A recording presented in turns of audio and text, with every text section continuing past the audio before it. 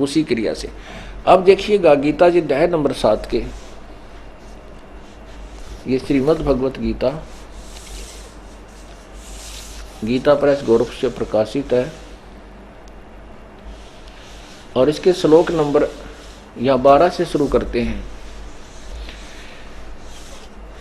और भी जो सतगुण से उत्पन्न होने वाले भाव हैं, जो रजगुण से तथा तमगुण से होने वाले भाव हैं, उन सब को तू मुझसे ही होने वाले ऐसा जान, परंतु वास्तव उनमें मैं और वे मुझ में नहीं है। अब आपने शिवपुराण में पढ़ लिया रुद्र संहिता के अध्याय नंबर 9 में प्रश्न नंबर 110 के ऊपर कि लेखक कहता है, वक्ता बता रहा है कि रजगुण ब्रह्मा विष्णु महेश, इनमें ब्रह्मा विष्णु और रुद्र, इस काल के पुत्र तमोगुण को रुद्र भी कहते हैं।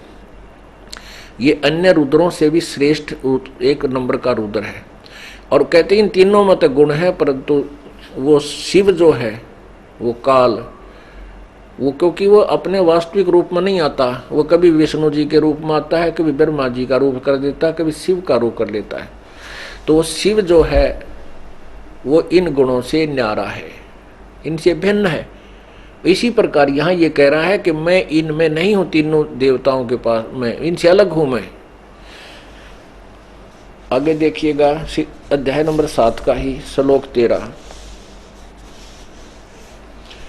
इसमें कहा है कि गुणों के कार्य रूप सात्विक राजस और तामस, इन 3 प्रकार के भावों से यह सारा संसार प्राणी समुदाय मोहित हो रहा है, इसलिए इन तीनों गुणों से परे मुझ अविनाशी को नहीं जानता। अब देखो, तीनों गुण से परे मुझे नहीं जानता, इसका मतलब है कि जो भगवान है वो गीता बोल रहा है इस जैसे और भी हैं 3, ये जो कि यहाँ पूजा की भक्ति का बात चल रही है। आगे देखना है, कहेगा ये मुझे भी ना बचते, इन्हीं तक इन्हीं की पूजा करते हैं। तो रजगुण ब्रह्मा, सतगुण विष्णु, तमगुण शिव जी की तरफ संकेत कर रहा है कि ये तीनों गुणों से जो भी कुछ हो रहा है इनका मुख्य कारण मैं ही हूं, ये नहीं जानते इस बात को, और ये मुझे छोड़ इन्हीं के ऊपर आश्रित रह जाते। मैं इनसे शक्तिशाली हूं, मैं इनसे ज्यादा लाभ दे सकता हूं, इसलिए कह रहा कि मुझे भी ना भजते। आगे देखो 14वें श्लोक में,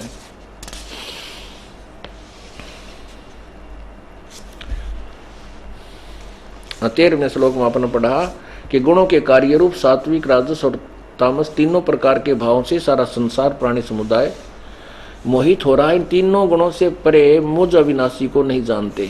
आगे देखो, अब 14 में कहा है, क्योंकि यह अलौकिक अर्थात अति अद्भुत त्रिगुणमयी मेरी माया ब्रह्मा विष्णु महेश के द्वारा फैलाया गया ये माया जाल बड़ा दुस्तर है, बड़ी दुस्तर है, खतरनाक है, और जो पुरुष मुझको निरंतर भजते हैं वो इस माया का उल्लंघन कर जाते हैं।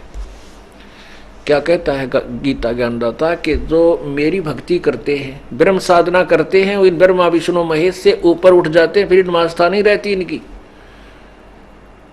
आगे देखना, अब 15वें में कलम तोड़ दी मालिक गीता ज्ञानदाता ने।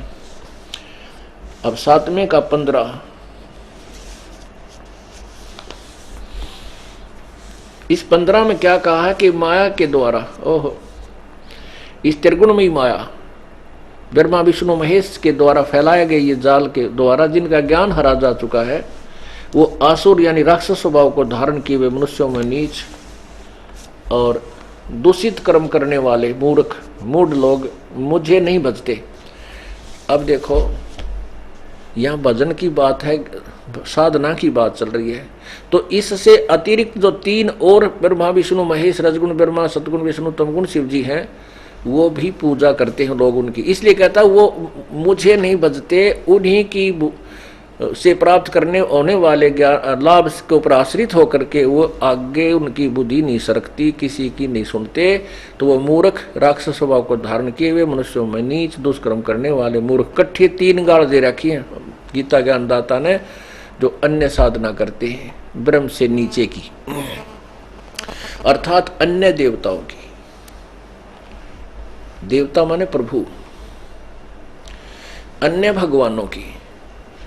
अब ब्रह्म भी प्रभु है, ये भी देव है, पर ब्रह्म भी देव है और कबीर भी देव है। वो भी परमात्मा है। कबीर महादेव है, कबीर परमेश्वर है।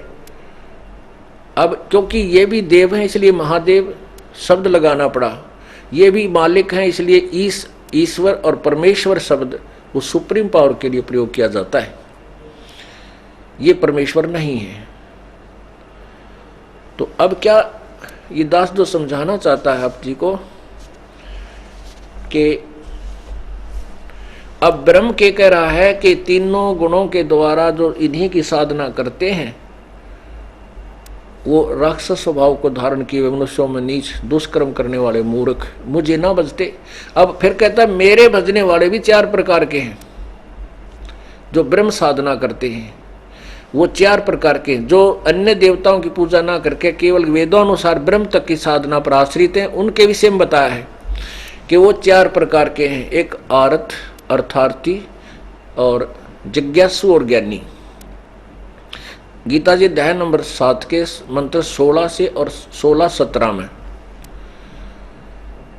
अब जैसे आर्त कौन होते हैं?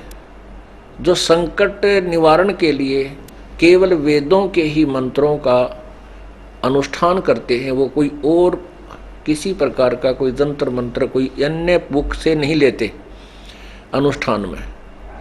वो अपने संकट निवारण के लिए भी वेदों के मंत्रों का ही बार बार आवर्ती या कोई अनुष्ठान करते हैं। और अर्थार्थी जो धन लाभ लेने के लिए वो वेदों के ही मंत्रों से करते हैं। और जिज्ञासु वो होते हैं जो भगवान प्राप्ति के लिए तरफ रही होते हैं, जगह जगह संतों से मिलते हैं, उनसे ज्ञान ग्रहण करते हैं और स्वयं वक्ता बन जाते हैं और फिर नकली गुरु बनकर वो दुनिया को भ्रमित करने लग जाते हैं। वो भी रिजेक्ट किए कि तीनों नहीं।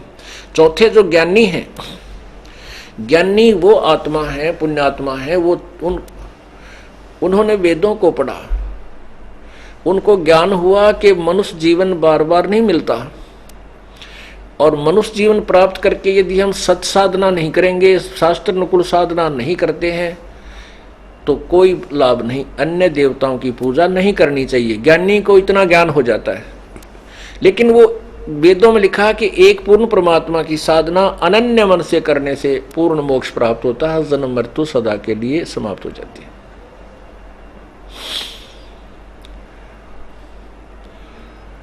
तो उसमें उनको ये ज्ञान हो जाता है कि परमात्मा की मनुष्य जीवन मुश्किल से मिला है और इसमें एक ही भगवान की पूजा करनी चाहिए। उन्होंने वेदों को पढ़ा, वेदों में ये भ्रमित ज्ञान है। पूर्ण संत के बिना ना समझने से वो भ्रमित ज्ञान, उनको भ्रमित ज्ञान ग्रहण हो गया। वेदों में ज्ञान क्लियर है, स्पष्ट है, लेकिन पूर्ण संत तत्वदर्शी संत के बिना